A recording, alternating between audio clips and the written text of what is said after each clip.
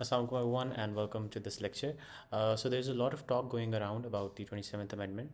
मैं ये चाहता था कि मैं आपको एक नो नॉनसेंस ब्रेकडाउन दे दूँ what the amendment is about और इसकी क्या क्या implications हैं, क्या implications हैं on the separation of powers, क्या implications हैं on the centralisation of powers और एक्चुअली इसके बिहाइंड एक रैशनल क्या है जो प्रेजेंट किया जा रहा है और साथ साथ इसके क्रिटिक्स क्या कहते हैं.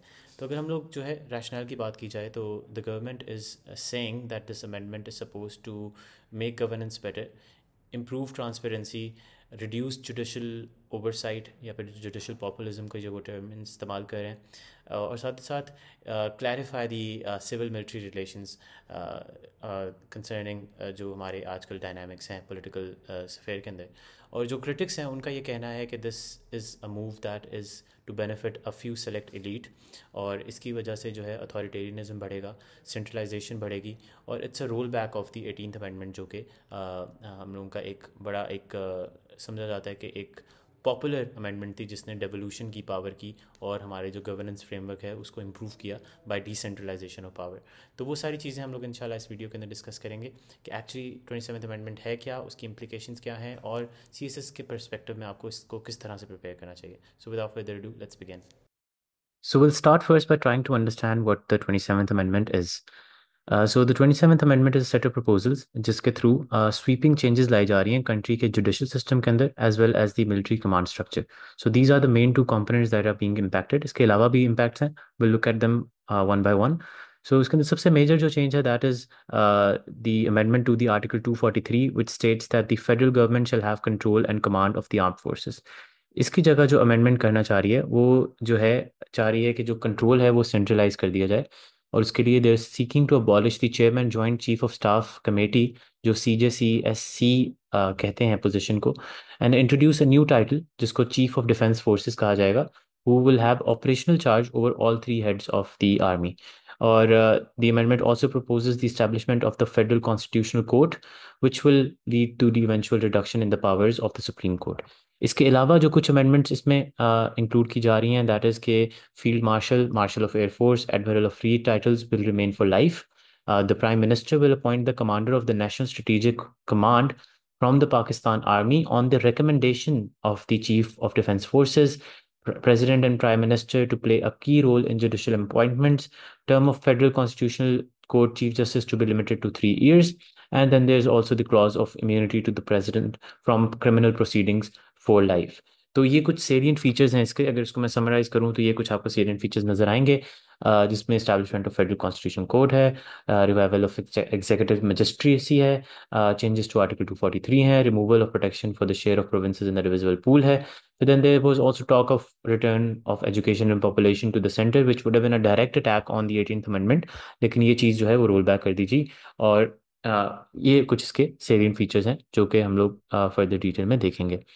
अब इन सेलियंट फीचर्स में अगर आप देखें तो there is a lot of changes happening to the military command structure and to the judicial setup of the country. क्योंकि एक तो आप कॉन्स्टिट्यूशनल कोर्ट बना रहे हैं जो कि सुप्रीम कोर्ट से ऊपर होगा और उसके अंदर जो है सुप्रीम कोर्ट से ज़्यादा पावर होगी.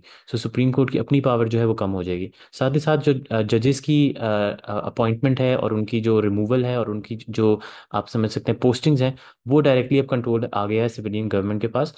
तो उनकी इजाज़त के बगैर वो जो है वो चेंजेस कर सकते हैं जिसकी वजह से जुडिशल जो एक इंडिपेंडेंस का कॉन्सेप्ट है वो थोड़ा सा कर्टेल होता है इसमें. तो आप अपने मर्जी के जजेस शिफ्ट कर सकते हैं वेर एवर यू वांट. तो वो एक मेजर इसके अंदर चेंज है. और उसके अलावा जो अपॉइंटमेंट ऑफ जो जजेस हैं ऑन दी कॉन्स्टिट्यूशनल कोर्ट उसके अंदर जो है सिविलियन गवर्नमेंट का बहुत बड़ा रोल है. तो अगर आप इसको ओवरऑल देखें तो इसके अंदर आपको जो है जुडिशरी के ऊपर और मिलिट्री के कमांड स्ट्रक्चर के ऊपर सबसे ज़्यादा इम्पैक्ट नज़र आता है. तो अगर हम लोग इसकी डीपर एनालिसिस देखें कि who wins and who loses और कि इस अमेंडमेंट का जो है इम्पैक्ट क्या है on the constitutional make of Pakistan तो उसके अंदर आपको बड़ा क्लियर कट नजर आएगा. सबसे पहले हम लोग सबसे इंपॉर्टेंट इम्पैक्ट देख लेते हैं which is on the judiciary. सबसे पहला तो इम्पैक्ट है कि फेडरल कॉन्स्टिट्यूशनल कोर्टा बना रहे हैं which is a new apex body for constitutional cases. ये सेपरेट है from the supreme court and it's above the supreme court. So its decisions are actually binding on the supreme court and all other courts. तो इसकी वजह से आप कह सकते हैं कि जो सुप्रीम कोर्ट का एक सुप्रीम वाला एलिमेंट है वो कम हो जाएगा with the establishment of this. उसके अलावा सुप्रीम कोर्ट की फर्दर पावर्स को कर्टेल किया जा रहा है, जिसके अंदर जैसे for example suo motu powers थी उनकी आर्टिकल 184(3) के अंदर, उसको अबॉलिश किया जा रहा है। फिर then the president is giving given advisory jurisdiction which is under Article 186 that is being transferred to FCC। उसके बाद जुडिशल कमीशन को रिफॉर्म किया जा रहा है, जिसके अंदर FCC का चीफ जस्टिस उसके अंदर इंक्लूड होगा और सुप्रीम कोर्ट का जज इंक्लूड होगा। तो फेडरल कॉन्स्टिट्यूशनल कोर्ट को एक बहुत ज़्यादा आप कहते हैं कि अहमियत दी जा रही है ओवर द सुप्रीम कोर्ट। और president is empowered through the JCP to transfer high court जजेस अक्रॉस प्रोविंसेस। अगेन वो उसकी से है कि वो किसी भी जज को कहीं से भी उठा के कहीं पे भी ट्रांसफ़र कर सकता है।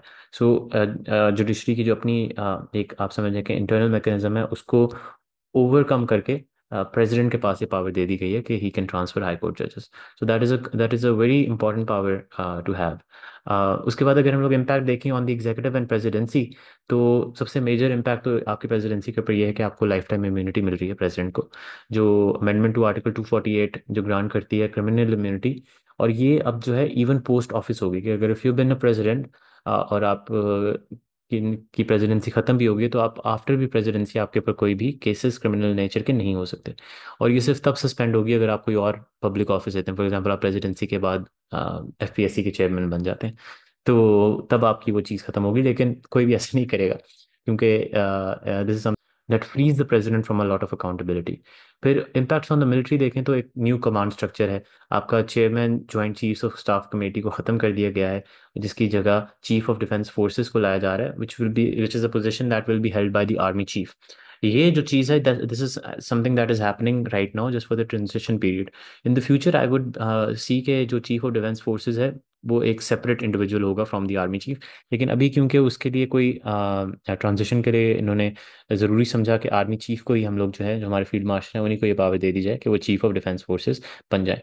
और साथ ही साथ army chief has been granted life long legal immunity which is akin to the head of state. So again, both the president and the army chief now have lifelong legal immunity, which is something that is, against the principles of accountability, in my opinion. But it is something that is being done in the 27th Amendment. उसके बाद impacts on civil military relations अगर देखे जाएं, क्योंकि one of the key ideas जो government की तरफ से दिए जा रहे हैं वो ये है कि this will clarify the civil military relations और डायनामिक्स। तो उसके अंदर आप देखें तो आर्मी चीफ को स्ट्रेट अप कॉन्स्टिट्यूशनल सुप्रेमेसी मिल रही है। एक तो उनके पास डुअल रोल है as chief of defence forces and as field marshal, which sort of consolidates power, and then it's a life long rank and immunity which sort of reduces civilian oversight. उनके ऊपर कोई उस तरह से criminal cases नहीं हो सकते। साथ ही साथ सिविलियन अथॉरिटी जो है वो डाइल्यूट हो गई है। PM की एबिलिटी टू रिप्लेस और रिमूव सर्विस चीफ्स वो इफेक्टिवली नलिफाइड है। Militaries autonomy over appointments has been increased because आपको अगेन प्रेसिडेंट को जो है वो at the recommendation of the chief of defence forces आपने जो है वो अपॉइंटमेंट करनी है। तो एनालिस्ट का ये कहना है, this is something that the analyst are saying, that this is the militarization of the constitution, because this sort of gives a lot of power to the military at the expense of the civilian government। तो civil military relations जो कि already imbalance रहे हैं वो और further imbalance उनमें आपको इस अमेंडमेंट के बाद नजर आएगा अक्रॉस। और इसके हवाले से मैं कुछ आपके साथ लिंक्स भी शेयर कर दूंगा in description. Do go through those, जिसके अंदर आपको अच्छी एनालिसिस मिल जाएगी of the 27th amendment and it's implications on different fronts on the constitutional makeup and on the civil military relations of Pakistan। क्योंकि for the nature of this video मैं सारी details include नहीं कर सकता, but I given you a good overview of how things are. अब इसके ऊपर अगर हम लोग ब्रॉडर implications इसकी देखें तो डेमोक्रेसी के ऊपर ये है कि there is a risk of authoritarian entrenchment, जो कि अपोजिशन भी बात कर रही है जिसके बारे में। For governance there is a possibility कि आपको शॉर्ट टर्म स्टेबिलिटी लेकर नजर आए, लेकिन क्योंकि आपने इंस्टीट्यूशनल इम्बैलेंस इंट्रोड्यूस करवा दिया बिकॉज ऑफ दिस अमेंडमेंट, तो लॉन्ग टर्म के अंदर एक इंस्टीट्यूशनल इम्बैलेंस एग्जिस्ट करेगा। फेडरलिज्म को अगर आप देखें तो आपका कोई खास इम्पैक्ट नहीं आया। Initially there was a lot of risk talk going on कि ये this is an attack on the 18th amendment, क्योंकि आप कुछ सब्जेक्ट्स जैसे पॉपुलेशन और एजुकेशन वापस ले रहे थे, आप NFC के मेकअप को चेंज कर रहे थे। लेकिन जो प्रोविंसेस हैं they have defended their rights this time. लेकिन fiscal centralisation is something that is a trend that still remains, क्योंकि आप अगर प्राइम मिनिस्टर शहबाज शरीफ की स्पीच भी देखें after the passing of the 27th amendment, तो उसके अंदर उन्होंने फिस्कल सेंट्रलाइजेशन की बात की है। सो दैट इज समथिंग जो कि आपको फ्यूचर के अंदर शायद नजर आए। For civil military equation, it sort of formalizes the military dominance and governance. For rule of law, it expands immunity culture, which is sort of weakens the accountability norms, and it sort of disempowers the Supreme Court, which was supposed to be the highest court in the country, but now its powers are curtailed और उसकी जगह एक separate एक उससे ऊपर एक constitutional court आ गया है. So that is the broader implications of these.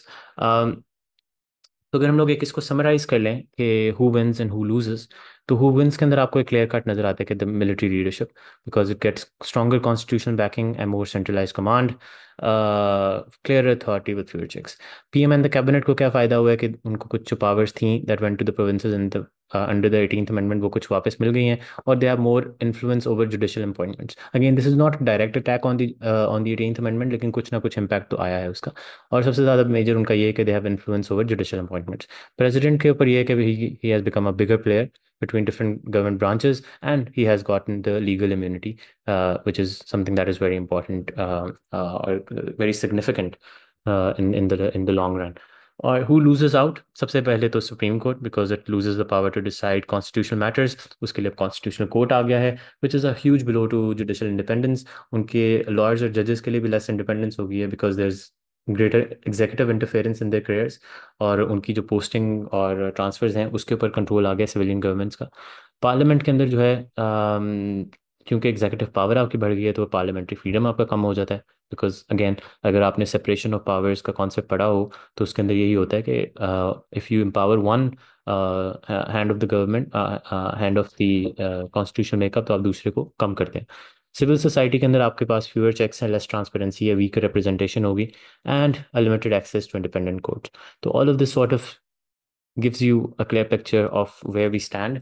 So for my final words, I would say this, कि जो इस अमेंडमेंट के ऊपर इतना जो शोर मच रहा है, that is not without cause, because it is one of the most significant amendments since the 18th amendment. और इसके वजह से काफ़ी चेंजेस आ रही हैं the constitutional makeup of Pakistan. उसका जो इम्पैक्ट है वो हम लोगों ने डिस्कस कर लिए हैं. उसके फ्यूचर के अंदर क्या आपका इम्बैलेंसेस आएंगे इसकी वजह से, that is something that we have to see. But on the surface of it, we do see that the civil military relations are getting biased. आपके जो हैं relations between the judiciary and the civilian government have been changed, and there's a centralization of power का trend आपको नज़र आता है. So that is what we see. इसके बारे में more details के लिए I'll share a link in the description. And there's also a magazine that's coming out inshallah end of November, जिसके अंदर मैं इसको further detail के अंदर डिस्कस भी करूँगा along with other events, जिसके अंदर national events भी होंगे, international events भी होंगे.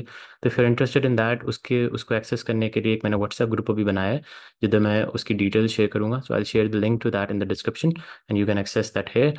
For now, thank you so much for listening. For more information, you can reach out to me on my Facebook and Instagram account, and do subscribe to this channel, and do share this video. I hope this was useful for you guys, and until next time, अपना ख्याल रखिएगा. अल्लाह हाफ़िज़.